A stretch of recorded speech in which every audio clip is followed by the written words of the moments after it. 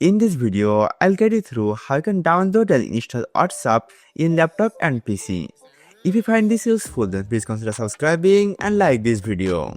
At the beginning, you need to click on your Windows key and search for Microsoft Store and click on it. Now on the search box, you search for WhatsApp.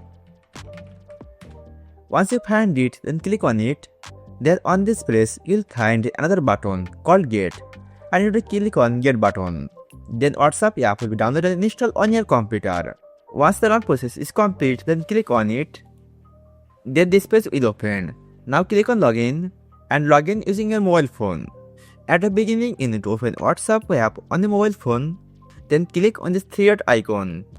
Now tap on Link Device. Then click on Link a Device button. And then it is scan the QR code. Then WhatsApp will be login on PC and laptop. Now you need to give a name on mobile phone and click on Save button. By following this tutorial, you can easily download and install WhatsApp in laptop and PC.